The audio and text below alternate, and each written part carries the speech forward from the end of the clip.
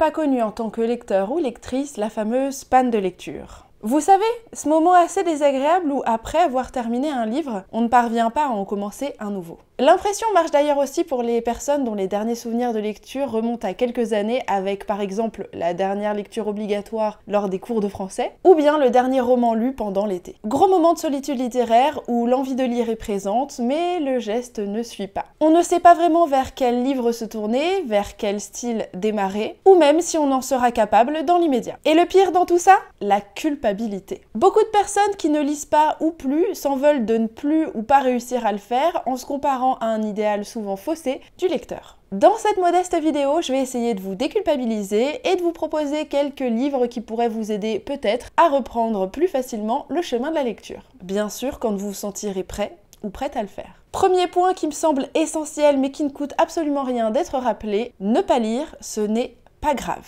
Ah, ça semble bête comme ça, mais beaucoup trop de personnes s'en veulent de ne pas réussir à lire en ayant le mauvais réflexe de se comparer à ceux qui, eux, réussissent à lire. Petit rappel essentiel donc, vous avez tout à fait le droit de préférer faire d'autres activités que la lecture pour le moment. Vous avez aussi le droit de ne pas avoir le temps de vous consacrer en ce moment à la lecture, ou même de ne pas avoir l'énergie de vous poser avec un livre. On ne le répétera jamais assez, mais lire demeure une activité qui fatigue. Elle demande de la concentration et du calme, deux éléments qu'on ne possède pas forcément tous et toutes en quantité illimitée dans nos journées. Personnellement, il est hyper rare que je me pose pour lire à la maison en rentrant et en sortant du travail. Les moments où je me pose pour lire et qui sont les plus confortables pour moi, ce sont dans les transports en commun sur le trajet aller du travail, avec des bons écouteurs dans les oreilles quand même pour me couper du reste, et lors de ma pause repas au boulot où je me garde toujours une petite demi-heure où j'essaye de lire parce que ça me fait envie et ça me fait du bien à ce moment-là de me couper totalement du reste de mon environnement. Il est donc extrêmement rare que je me pose en rentrant chez moi pour lire, parce que je suis hyper fatiguée en général après, voire même il peut passer des week-ends entiers où je ne lis absolument pas une seule page. Je ne lis donc pas tout le temps ou dès qu'une occasion pour lire se présente, même si, paradoxalement, j'anime une chaîne YouTube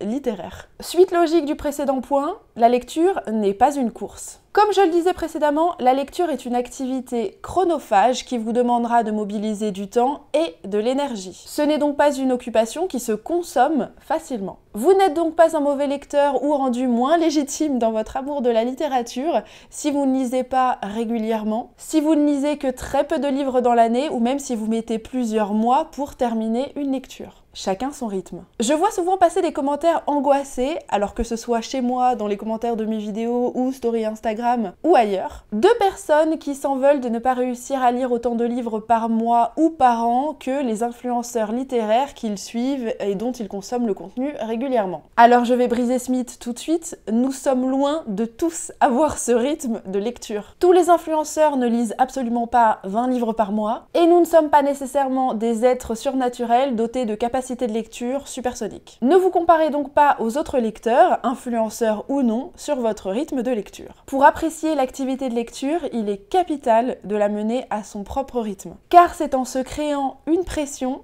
qu'on engendre la fameuse panne de lecture. Il est donc très régulier que je mette en pause une lecture ou bien même que je l'abandonne si je ressens pas nécessairement l'envie de la poursuivre. Abandonner une lecture n'est donc pas un échec et ne fait pas de vous un mauvais lecteur ou une mauvaise lectrice. Si votre lecture ne vous apporte absolument aucun plaisir, c'est justement qu'elle risque de vous coller la fameuse panne de lecture après. Je vous parlais précédemment des influenceurs littéraires justement pour aborder le point que les influenceurs littéraires et la consommation de la lecture n'est pas forcément représentative de la réalité de l'ensemble des lecteurs. Je sais d'expérience que des personnes se mettent ou se mettaient d'ailleurs une sacrée pression de lecture en raison du jeu des services presse qu'ils recevaient de la part de maisons d'édition ou de comités de lecture, plus ou moins déclarés d'ailleurs par les maisons d'édition, dont ils faisaient partie. Recevant de très nombreux livres et pour entretenir de bons liens avec les maisons d'édition qui les leur envoient, ils priorisent souvent ces lectures sur d'autres afin de les lire et de les chroniquer assez rapidement. Ils ont donc un rythme de lecture assez rapide qui n'est pas forcément représentatif de la réalité et que vous voyez d'ailleurs souvent apparaître aux mêmes périodes parce que ça correspond aux périodes de sortie des livres et donc des grosses campagnes marketing. Ce qui donne l'impression que tout le monde a lu le livre très vite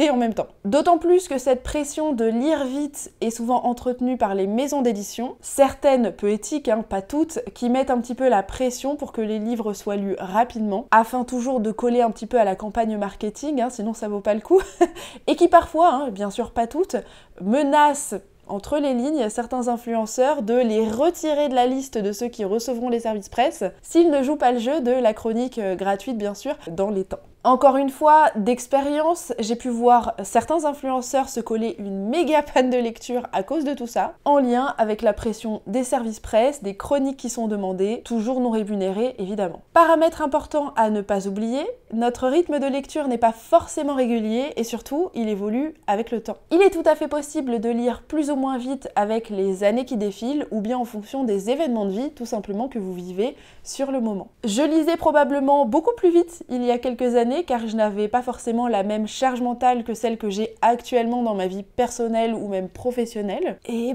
c'est pas grave. Il me semblait toutefois assez utile de le rappeler pour ne pas entretenir une forme de compétition malsaine avec soi-même. La lecture et la littérature sont souvent auréolées d'une image qui n'est pas forcément représentative de la réalité. Il n'est pas rare d'entendre avec un petit ton dédaigneux « Oh mais c'est une BD, c'est pas de la lecture ça, va donc lire un Balzac ou encore le dernier Amélie Nothomb, tu verras, ça c'est un livre ». Alors non Jean-Michel, ce n'est pas mieux. De nombreux libraires partagent souvent avec un peu de désespoir, voire même un petit peu beaucoup, des retours d'expérience de parents qui veulent absolument coller entre les mains de leurs enfants un roman dont le gosse n'aura absolument rien à foutre, là où en revanche, il était hyper enclin à l'idée de venir lire une petite BD ou encore un manga qui lui le mettait en joie. Après bien évidemment ils viendront se plaindre que les gosses ils lisent pas, ils préfèrent leurs écrans, alors que franchement on leur avait proposé un super livre en librairie. Voilà, il y a vraiment des claques qui se perdent chez les adultes. L'idée ici,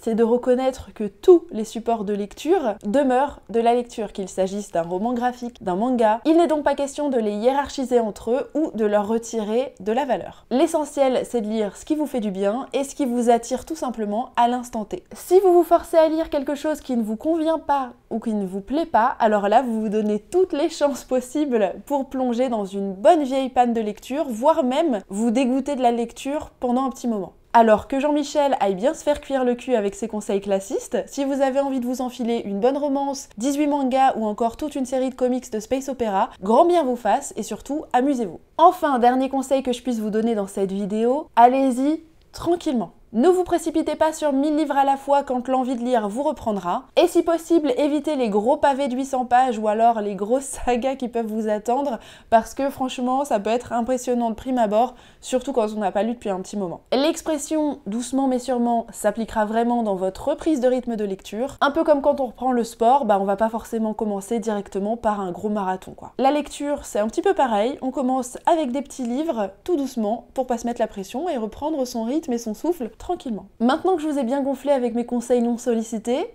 je vous propose une petite sélection de livres qui, à mon sens, permettent de reprendre facilement le chemin de la lecture. Il y en aura pour tous les goûts avec des thrillers qui, à mon sens, est le genre littéraire le plus simple pour reprendre la lecture parce que souvent ils sont bourrés de pas mal de petits rebondissements et de suspense qui donnent forcément un petit goût de reviens-y, du graphique ou même encore de la science-fiction. Ouais, même de la science-fiction. Il est souvent le livre que je recommande à toute personne qui me demande quel livre reprendre après une grosse période sans lecture. Tu me plais de Jacques Expert est un tout petit thriller d'un petit peu moins de 200 pages qui vous entraînera dans la chasse d'un tueur vers sa potentielle prochaine victime. Vincent, tueur en série de son état, est un amateur de belle gorge. Alors quand il prend position en face de Stéphanie dans le métro parisien, il tombe immédiatement sous le charme. Il va donc la prendre en chasse et peut-être en faire sa prochaine victime. Est-ce qu'il y parviendra ? Là c'est à vous de le découvrir. Ce que j'aime particulièrement dans ce livre, c'est déjà qu'il est très court et que le chapitrage assez particulier du livre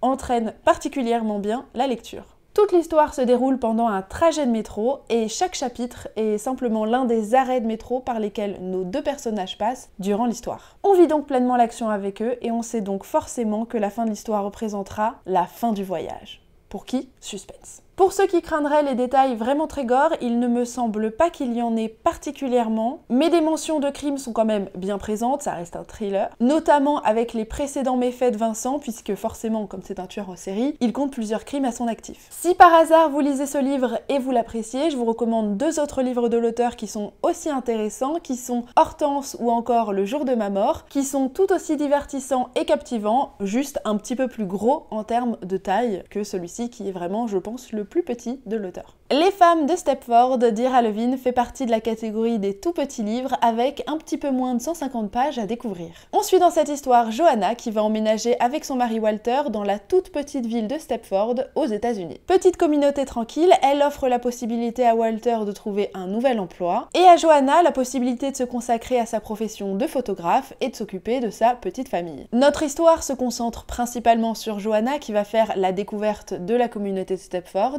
de ses habitants et de ses habitantes en particulier qui apportent un soin tout particulier à l'entretien de leur maison, de leur foyer et de leurs tâches du quotidien. Et je ne vous en dirai pas plus car le livre est déjà très court et je pense que tout l'intérêt c'est d'y aller sans en savoir trop. Écrit en 1972, je trouve que ce livre n'a pas pris une seule ride en restant très divertissant mais surtout en encourageant la place des femmes au sein d'une société très patriarcale et vous vous doutez bien qu'elle l'était encore plus en 1972 qu'en 2023. Même si franchement, c'est toujours pas une méga bonne place qu'on a. Ira Levin nous propose donc de suivre une héroïne avec un caractère fort, qui affirme ses points de vue et qui nous pousse à prendre position avec elle. Je connaissais déjà le fond de l'histoire car ce roman a été adapté au cinéma plusieurs fois et il a également inspiré pas mal d'autres films et d'autres séries en n'étant pas tout à fait une adaptation fidèle, mais j'avais quand même pris énormément de plaisir à le lire. Parmi les autres livres de l'auteur, je vous recommande également Le bébé de Rosemary qui est excellent dans son genre. L'histoire se situe dans les années 1960 à New York et nous transporte dans l'installation d'un couple dans un vieil immeuble de New York qui comporte pas mal de secrets et des habitants tout aussi intrigants. Roman d'horreur tirant franchement sur le huis clos, il aborde la question du patriarcat, notamment dans le couple et dans la place d'épouse et de mère. Et il demeure l'un de mes livres d'horreur favoris. On bascule cette fois-ci dans le roman graphique avec Ces jours qui disparaissent de Timothée Le Boucher. Bel objet livre que je n'ai malheureusement pas sous la main et que je ne peux donc pas vraiment vous faire découvrir car je l'avais emprunté en bibliothèque. Il nous raconte le quotidien de Lubin Maréchal, un jeune garçon d'une vingtaine d'années qui semble souffrir de grosses pertes de mémoire. Des pertes de mémoire relativement inquiétantes puisqu'il semble oublier des heures complètes de ses journées, voire des week-ends complets. Il va donc partir dans cette histoire à la recherche de ses souvenirs, mais également à trouver la cause de ses absences spontanées. Et j'en dirai pas plus afin que vous puissiez en faire la découverte vous-même si vous décidez de vous pencher sur cette lecture. Ce que je peux vous dire, c'est que c'est un roman graphique extrêmement bien réussi qui vous embarque dans son histoire quasiment immédiatement et qui ne donne absolument pas envie de reposer son récit. Je me souviens l'avoir lu quasiment d'une traite en me demandant vraiment où voulait nous amener l'auteur et vers quel message il voulait nous pousser. Le travail des couleurs m'avait également beaucoup plu, ce qui reste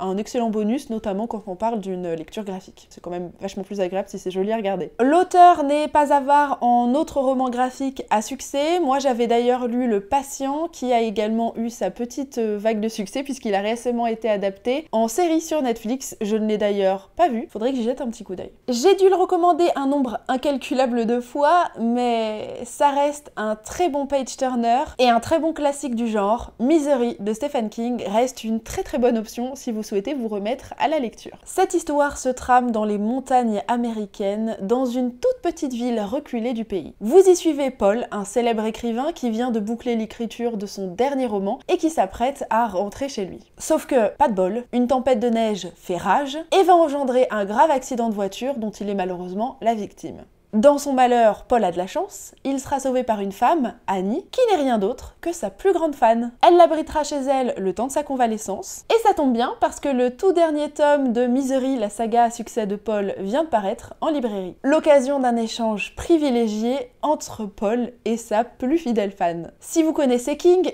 et je pense quand même que c'est le cas parce que ça reste un nom connu même si vous ne l'avez jamais lu, vous savez qu'il opère généralement dans le genre de l'horreur, du thriller ou encore du fantastique. fantastique. Pour ce livre-là, on est clairement dans un huis clos bien angoissant, qui vous promettra pas mal de rebondissements, un bon gros malaise et une bonne grosse sensation d'étouffement. J'avais trouvé ma lecture absolument jouissive à l'époque et parfois j'aimerais l'avoir totalement oubliée pour la redécouvrir à nouveau. Ce livre-là est un petit peu plus gros que les précédents que je vous ai présentés puisqu'il fait, je crois, à peu près 450 pages, mais je vous promets qu'elle se voit pas passer. Et on termine avec une recommandation lecture que j'avais adoré faire il y a quelques années. Il s'agit d'Écarlate d'Hilary Jordan. On est cette fois-ci dans un univers dystopique se situant aux États-Unis. À l'époque où j'avais fait cette lecture, c'était je pense en 2016, 2017 peut-être, le droit à l'IVG n'avait pas encore été remis en question aux États-Unis. Et les Américaines pouvaient y avoir relativement facilement accès selon leur état de résidence. Ce n'est malheureusement plus le cas aujourd'hui et c'est justement l'un des points qu'essayait de prévenir ce roman. L'ironie est là. En effet, on suit dans cette histoire une jeune femme qui s'appelle Anna et qui est une chrome. On lui a en fait inoculé un virus qui rend sa couleur de peau rouge écarlate, d'où le nom chrome. Ceci permet en fait de prévenir chaque personne qui croiserait Hilary de savoir qu'elle a commis un crime gravissime. Car oui, Anna est une criminelle puisqu'elle a décidé d'avorter dans ces États-Unis fictifs, à l'époque, où l'IVG est un crime et les droits des femmes sont drastiquement remis en question. Elle doit donc trouver la possibilité d'évoluer et surtout de survivre dans cette société qui la rejette et qui la prive de la majorité de ses droits en raison de son côté chrome. Ce qui est dramatique, c'est de constater qu'aujourd'hui, la fiction a rejoint la réalité et que dans certains états de ce pays, les femmes qui choisissent de disposer de leur corps sont traitées comme des criminels, tout comme d'ailleurs leur entourage ou les professionnels qui vont les aider dans cette démarche. Terrible mélange entre La Servante écarlate de Margaret Atwood, La Lettre écarlate de Nathaniel Hawthorne et un bon épisode bien glaçant de Black Mirror. Ce roman a de quoi happer les lecteurs et lectrices bien comme il faut, et c'est d'ailleurs pour cela que je vous le recommande chaudement. Et son côté engagé n'y est absolument pas pour rien dans cette sélection. Ça me rappelle les terribles messages que je recevais de temps en temps dans mes commentaires qui me disaient « Oui, c'est bon, le féminisme de nos jours, il se bat pour rien, ça sert à rien, vous vous battez pour des détails. » Bah non mon vieux, là regarde, on nous empêche d'avorter alors qu'on pourrait, connard. Bref, je vais pas me laisser happer par mes émotions, hein, sinon je vais encore passer pour une hystérique. Et voilà pour ma petite sélection, j'espère qu'elles sauront trouver un écho chez vous et que vous pourrez faire de chouettes découvertes si vous ne les avez pas déjà lues. En tout cas, rappelez-vous, le message le plus important de cette vidéo, c'est que la lecture reste un plaisir et que de ne pas réussir à terminer une lecture n'est et ne sera jamais une faute. Si vous souhaitez d'autres vidéos de ce type avec des recommandations de livres en cas de panne de lecture ou pour reprendre la lecture, n'hésitez pas à me le faire savoir afin que je puisse vous préparer une petite version 2 de cette pile à lire de panne de lecture. En attendant, comme d'habitude, je vous souhaite une excellente journée, une bonne après-midi, une bonne soirée, en fonction du moment où vous regardez cette vidéo. Je vous dis à très bientôt et je vous fais d'énormes bisous. Ciao!